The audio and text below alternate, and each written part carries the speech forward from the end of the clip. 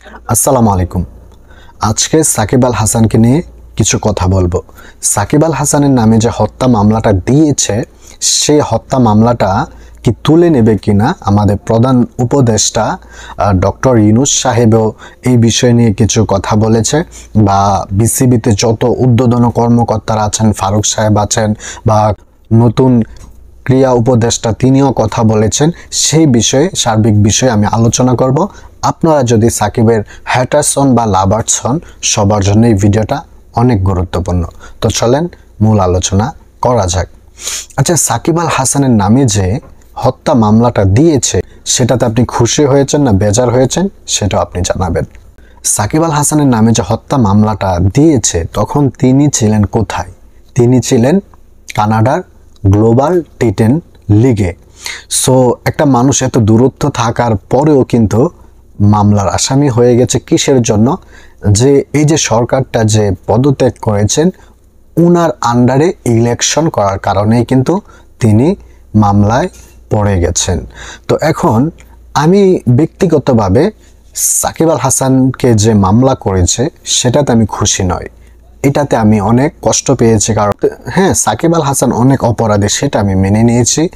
অনেক rules regulation ভেঙে সে অনেক কিছুই পাত্তা তোয়াক্কা না করে কিন্তু তার ব্যক্তিগত সিদ্ধান্তই সে অটল থাকে।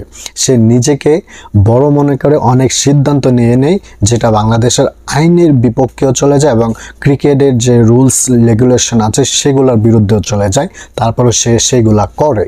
কিন্তু সাকিব আল হাসান কিন্তু হত্যা মামলা করে নাই, সে করতে পারেও না।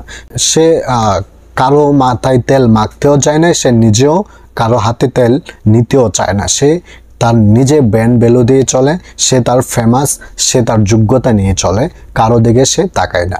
সেগুলা তার একরোখা ভাব আছে, সেটা বিশ্বাস করি। কিন্তু সাকিব আল হাসান যে বিশ্ব ক্রিকেটকে ডমিনেট করে, এত ছোট্ট একটি বাংলাদেশের কান্ট্রিতে উঠে গিয়ে পুরো পৃথিবীতে সে নাম্বার 1 অলরাউন্ডার হয়ে গেছে, সেটা কিন্তু আমাদের একটা গর্ব, তাই না? সো আমরা আশা করি সাকিব আল হাসানের ব্যক্তি সাকিবকে আমরা ঘৃণা করি, তাতে সমস্যা নেই, কিন্তু ক্রিকেটার সাকিবকে আমরা ভালোবেসে তার পাশে দাঁড়ানোর সময় এসেছে।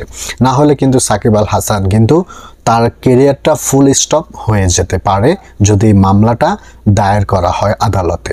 এখনও সেই মামলাটা নিয়ে তেমন আলোচনা চলছে না, বিদায় সাকিব আল হাসান এখনও ক্রিকেটটা খেলতে পারছে।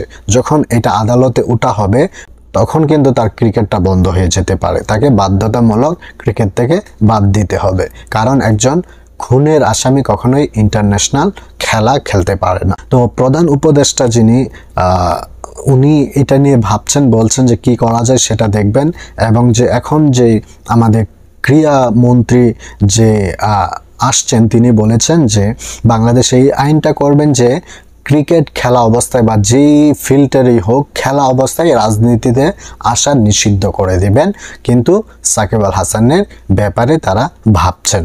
আর বাংলাদেশের ক্রিকেট বিসিবির যত কর্মকর্তারা আছেন, তারাও বলেছেন সাকিব আল হাসানকে তারা আইনি যত সহযোগিতা আছে সেগুলা করবেন।